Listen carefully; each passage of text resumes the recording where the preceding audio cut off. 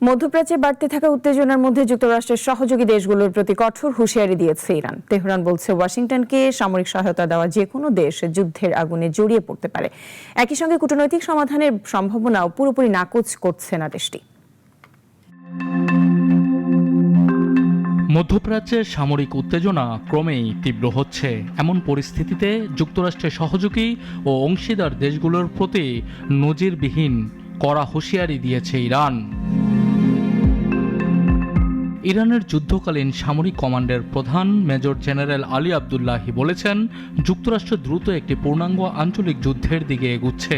তার অভিযোগ, ওয়াশিংটন নিজেদের স্বার্থ রক্ষায় মধ্যপ্রাচ্যের বিভিন্ন দেশের রাজনীতি, অবকাঠামো এবং সম্পদকে ঢাল হিসাবে ব্যবহার করছে এবং একই সঙ্গে ইসরায়েলের সামরিক সক্ষমতাও শক্তিশালী করছে।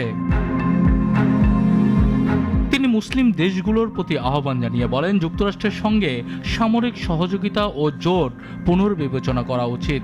অন্যথায় যে দেশ যুক্তরাষ্ট্রের প্রতিরক্ষার অংশ হিসেবে কাজ করবে তারা যুদ্ধের আগুন থেকে রেহাই পাবে না।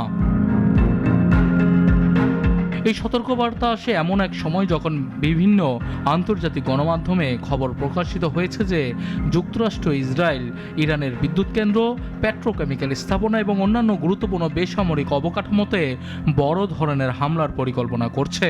যদিও এসব প্রতিবেদনে বলা হয়েছে, মার্কিন প্রেসিডেন্ট ডোনাল্ড ট্রাম্প এখনও চূড়ান্ত অনুমোদন দেননি। এদিকে ওয়াশিংটন ভিত্তিক গবেষণা প্রতিষ্ঠান centre for strategic and international studies জানিয়েছে, দীর্ঘদিনের সামরিক অভিযানের কারণে যুক্তরাষ্ট্রের ক্ষেপণাস্ত্র প্রতিরোধ ব্যবস্থা উল্লেখযোগ্য চাপের মুখে পড়েছে। বিশেষ করে প্যাট্রিয়ট এবং থার্ড ইন্টারসেপ্টরের মজুদ আগের তুলনায় কমে এসেছে।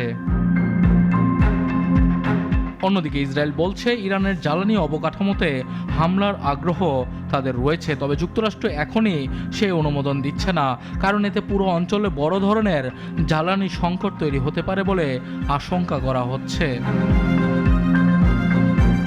গত ফেব্রুয়ারি থেকে শুরু হওয়া সংঘাতের পর যুক্তরাষ্ট্র ইসরায়েল ইরানের সামরিক ঘাঁটি, উচ্চ পদস্থ কর্মকর্তা এবং বিভিন্ন অবকাঠামোতে হামলা চালিয়েছে বলে তেহরানের দাবি। এর জবাবে ইসলামিক রেভলিউশনারি গার্ড কর্পস এবং ইরানের নিয়মিত সেনাবাহিনী ব্যালিস্টিক ক্ষেপণাস্ত্র ও ড্রোন ব্যবহার করে মার্কিন ও ইসরায়েলি সামরিক স্থাপনায় পাল্টা হামলা চালানোর কথাও জানিয়েছে। ইরান আরও বলেছে, জ্বালানি অবকাঠামোয় হামলার প্রতিক্রিয়ায় তারা মধ্যপ্রাচ্যের কয়েকটি দেশের জ্বালানি স্থাপনাকেও লক্ষ্যবস্তু করেছে বলে দাবি করছে। তবে উত্তেজনার মধ্যেও কূটনীতির পথ পুরোপুরি বন্ধ হয়নি বলে জানিয়েছে তেহরান। ইরানের পররাষ্ট্র মন্ত্রণালয়ের ভাষ্য, যুক্তরাষ্ট্রের কাছে সরাসরি কোনো আলোচনার অনুরোধ না পাঠালেও মধ্যস্থতাকারীদের মাধ্যমে বার্তা আদান প্রদান অব্যাহত রয়েছে। একই সঙ্গে হরমুজ প্রণালীর নিরাপত্তা ও ভবিষ্যৎ পরিচালনা নিয়েও আলোচনা চলছে। এদিকে ইরানের পার্লামেন্ট স্পিকার মোহাম্মদ বাঘের গালিবাফ বলেছেন, সামরিক সাফল্যকে কূটনৈতিকভাবে প্রতিষ্ঠিত করতে একটি সমঝোতামূলক সমাধান প্রয়োজন। তার মতে, ভবিষ্যতের স্থিতিশীলতা নিশ্চিত করতে যুদ্ধের অর্জনকে রাজনৈতিকভাবে সুসংহত করাই এখন সবচেয়ে গুরুত্বপূর্ণ লক্ষ্য। সানি আহমেদ, নাগরিক।